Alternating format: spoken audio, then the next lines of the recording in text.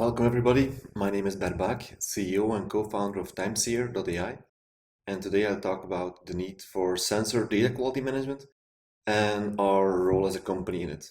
Thank you Sigmafine Pimsoft for inviting me here today, by the way. Let's start with my personal background. I'm a Master of Science with a major in AI, and I started my career in working in the chemical industry. I worked for Covestro and Lanxess, which resulted from a split from biomaterial science, and I worked in the domain of process control and later in advanced analytics. I left Covestro to start my first industrial data startup named TrendMiner, and I've spent a decade building there a company and setting self-service analytics on the map before the company was acquired by Software AG as an extension for their IoT platform Cumulocity. I left quite soon after the integration with TrendMiner to become a partner in a technology investment firm with an investment thesis of data, IoT, and AI. And long story short, I jumped back into the trenches in 2021 as an entrepreneur because I saw the need to build a sensor data quality platform, and the necessity for data quality results from, if you want to make the next step in AI maturity, this is really critical thing, but much more will become clear after this presentation.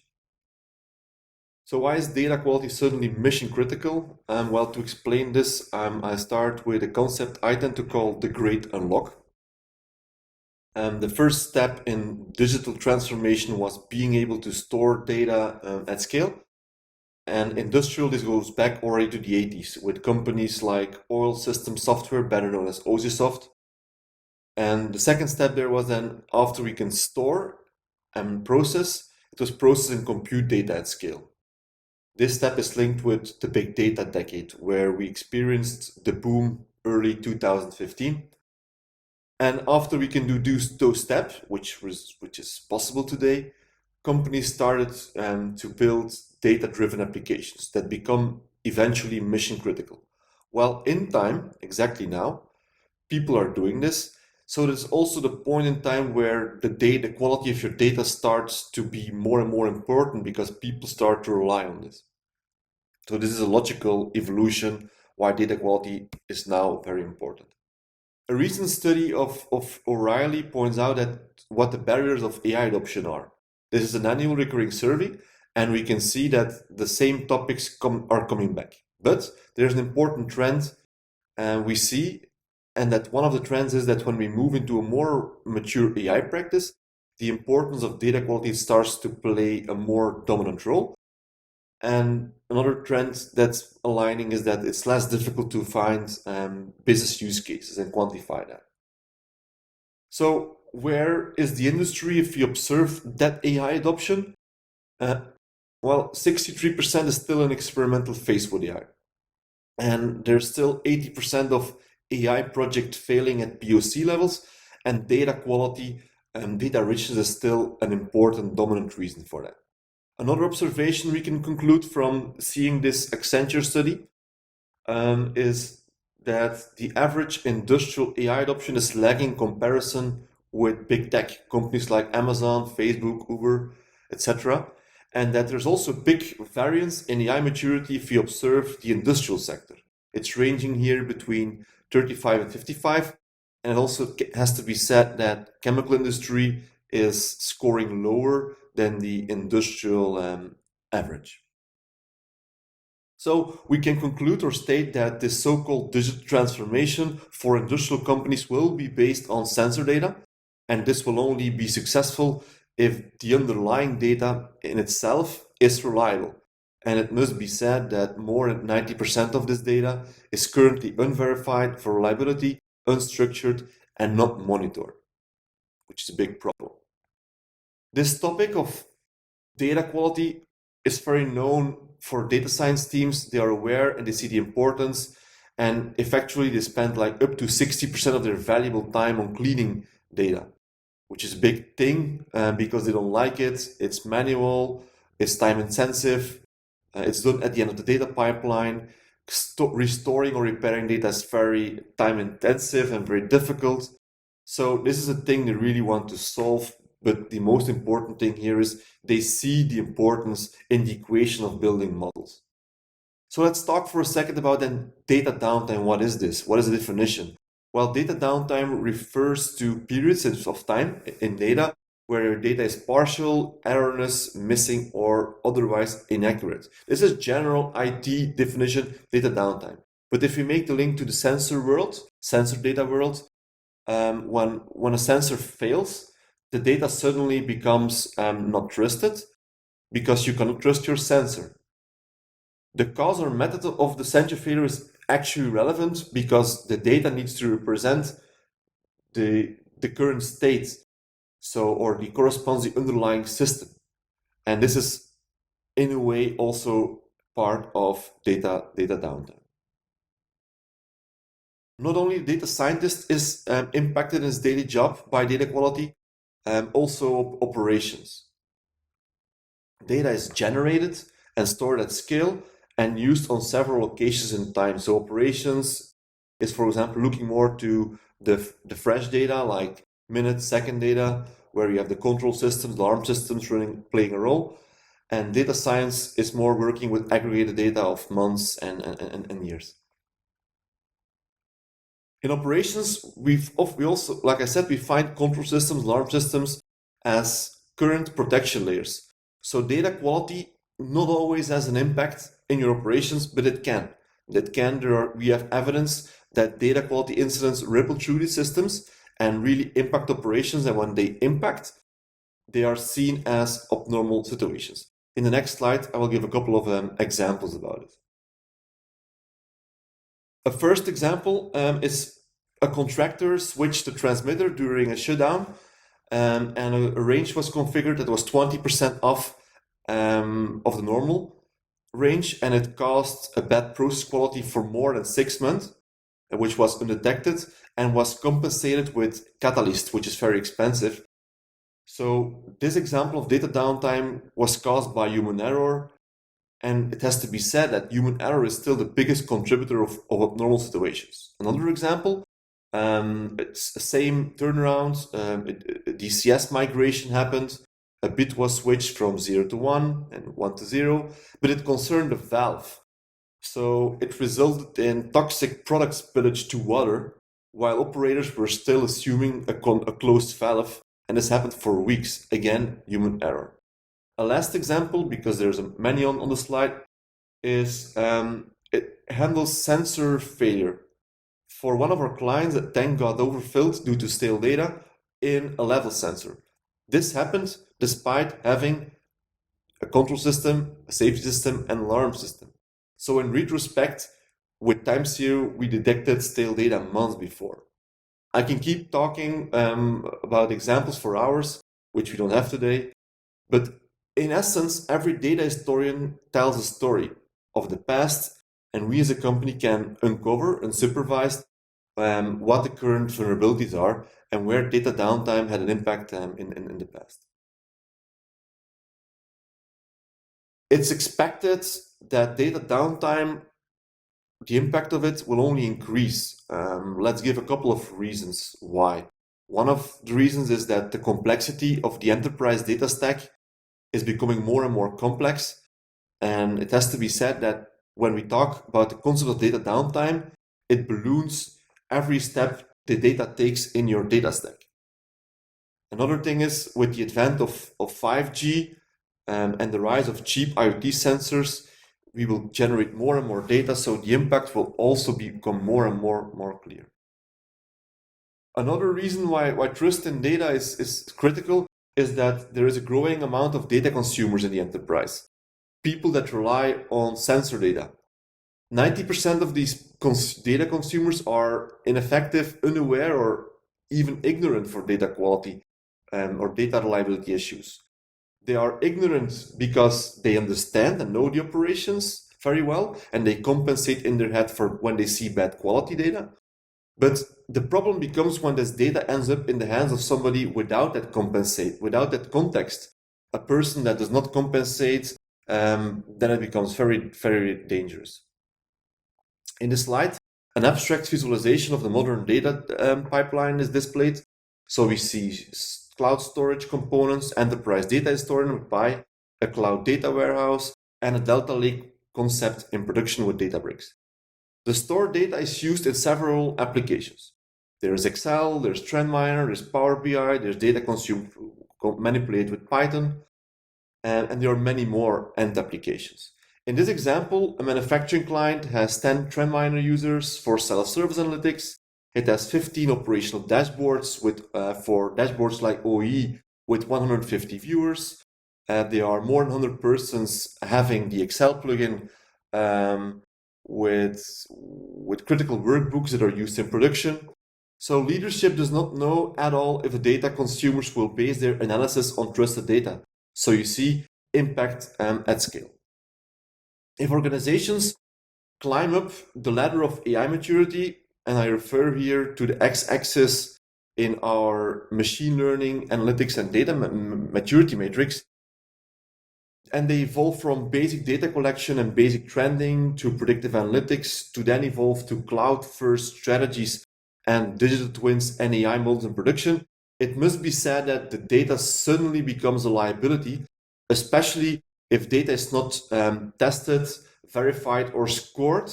So trust in your data can't be guaranteed. This will result in low scalability for analytics and AI models, suboptimal or wrong decisions, and very low efficiency for data science products. So data becomes a liability.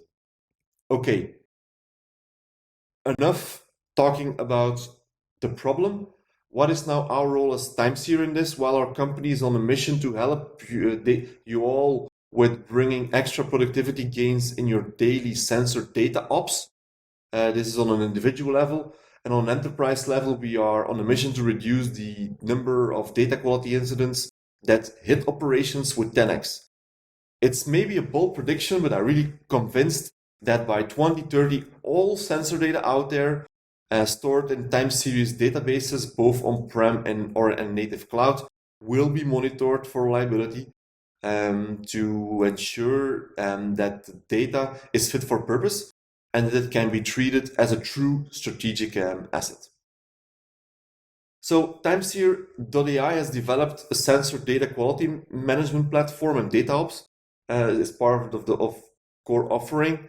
And our platform can be connected with any time series store, which defines in this slide the ingest side of the raw data. And we effectively solve the garbage in, garbage out problem. Raw data becomes trusted, clean data in a couple of steps. The first step is the scoring of the data, where we have developed a scoring engine to assess, profile, and evaluate data quality of sensor data in several sophisticated data quality layers. More about it later. The platform covers the data quality essentials, such as tail data, data gaps, outliers, nones, not the numbers, and many more, but it also supports sensor-specific metrics based on specifications, first principles, relations in data, and of course also based on normal behavior. For advanced data teams, the platform allows them to write, embed, and run their own proprietary data quality metrics. And in step 2, we also provide the monitoring of the quality over time and provide incident handling and first triage. The third step is data augmentation and cleaning to end up eventually with trusted, clean data that can be used for further analytics down the pipeline. This is another way to visualize our platform is doing. Important to mention is that the platform is designed, like I said, to bring productivity gains in the daily life of data teams, but also a strategic building block in the enterprise data architecture, like you can see, where our data can be used further downstream for analytics in combinations, for example, with Power BI, self-service analytics, but also with Sigmafine, and more about it in a second. So the 1 + 1 with 3 is the 1 + 1 is 3 equation with Sigmafine here is that for more complex systems like mass balances, energy balances, Sigmafine in combination with timeseer can start with a priori clean or verified data. In general, it improves the model-based condition data. I think that is the best way to position our collaboration. So for an example, the a priori scoring of the measurement data helps to update weights in models or to calibrate the models. And this in the end results in a reduced time spent to select data for modeling, but also in more reliable models. The example here shows two flow measurements to express and to indicate the collaboration between Sigmafine and timeseer. Data quality has a tiered approach. The data quality fundamentals holds for all sensor data, and specific criteria can be set for subsets of data. For example, the first level of the first tier are the data quality fundamentals. Stale data, for example, detection of stale data is important for all measurements on all devices. But the second tier also provides sensor-specific reliability metrics. An example here is when a correlation is broken between redundant sensors, it tells you something about the quality of your data. Same for an improbable delta temperature or improbable limits are other examples. The third layer is where we provide or make the link with data quality and specific use cases. So with use cases, I mean specific data metrics that can help you in cater a certain use case. For example, for control loops, oscillation detection could be relevant in combination with checking for OP saturation or auto manual switches. So this is where you make the link with the use case, like I said. The third layer is to support you in your cleaning and optimization steps based on several augmentation strategies. Depends if it's for regulatory reporting or for AI modeling, for example. The whole idea is that raw data is transformed into trusted and clean data so it can be used in downstream analytics like I indicated in the previous slides. Here you see a visual representation of two data SLAs, because we also have a concept called data SLAs, where, for example, in the first SLA, all data is checked if it's 100% fresh data, if it doesn't have missing data, if data is not overcompressed, and we're in a next step in the data pipeline, we check for or safeguard for stale data, outliers, data with inconsistent metadata. So every SLA employed in our platform where we safeguard has specific criteria where you can check if the SLA is still fulfilled or working properly. Proper data quality management and observability are imperative to move towards full AI maturity and sustain this impact at scale. So this works, of course, in steps. And the first step is to provide tooling like Indicate with timeseer to assess and score the quality of the data, where the second step is able to monitor the quality of the data. And the third step, like Indicate in the slide before, is the concept of data cleaning in combination with data SLAs to safeguard a specific trust. So if we all employ this and we use this in our equation when we become AI mature, and data suddenly becomes a strategic asset because it can be trusted. And this is also a repeatable, maintainable thing and very scalable. Data quality monitoring and observability are critical building blocks for proper data management to really achieve the full AI potential. So in essence, data quality is a prerequisite for AI maturity. In this slide, data monitoring is used to detect issues that are above the surface, which are detectable, and data observability is more used as a concept where you detect issues below the surface, often linked with the state of our systems.